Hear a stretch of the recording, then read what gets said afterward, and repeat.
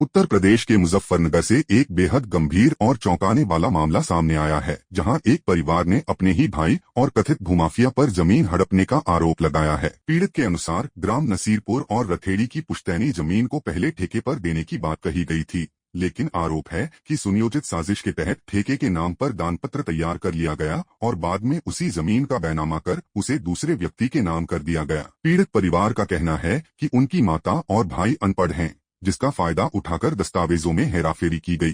जब इस मामले की जानकारी उन्हें बाद में मिली और उन्होंने विरोध किया, तो आरोप है कि उन्हें जान से मारने की धमकी दी गई। पीड़ित ने यह भी दावा किया है कि आरोपी व्यक्ति क्षेत्र में पहले भी इसी तरह के मामलों में शामिल रहा है और अन्य लोगों की संपत्ति पर भी कब्जा कर चुका है। इस पूरे मामले को लेकर पीड़ित ने वरिष्ठ पुलिस अधीक्षक को प्रार्थना पत्र सौंपकर एफआईआर दर्ज करने और दोषियों के खिलाफ सख्त कानूनी कार्रवाई की मांग की है। फिलहाल पुलिस की ओर से मामले की जांच की जा रही है, लेकिन पीड़ित परिवार भय के साए में जीने को मजबूर है और न्याय की गुहार लगा रहा है। अब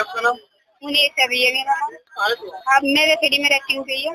क्या हुआ भैया? मेरे साथ में ऐसा हुआ, जो मेरे बड़े वाले जेठ है और उससे छोटे वाले जेठ है, उससे छोटे बहू है। मेरे खुद के पति जेल में है, मेरे 3 बच्चे हैं भैया। मेरी जमीन हमारे नोटी है भाई। जब उन्होंने, जो मेरे जेठ है बिचले वाले, उन्होंने ये कहा कि हम जमीन को ठेके पे दे रहे हैं, ठेके पे, लेकिन जमीन दी नहीं भैया। उन्होंने दान पत्र में मेरे जेठों से लेके वो जमीन अगले दिन बेच दी।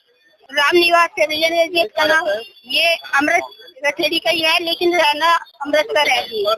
जमीन बेचने में एक जुनेद है भैया, एक राम निवास है, 2 उनके बीच में 2 आदमी है, उनका नाम जानते हैं। मेरे पति 3 साल से जेल में है, वे मर्डर के केस में जेल में है।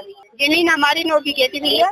जी मेरे पति की नहीं भैया, मेरे पति का हिस्सा है, उस पर भी कब्जा कर रखा उन्होंने। जी उसने 4.5 बीघे जमीन बेच दी, 4.5 बीघे अपने नाम करवा ली भैया। ये चाहती हूँ भैया, ये कब्जा हटा के मेरे देवर जेठों को भी जमीन मिलनी चाहिए। आज में मिली थी भैया कोई, लेकिन सुनवाई नहीं हुई। इससे पहले भी आई, मैं चौंकी भी गई भैया, थाने भी गई, मेरी कहीं सुनवाई नहीं हो रही।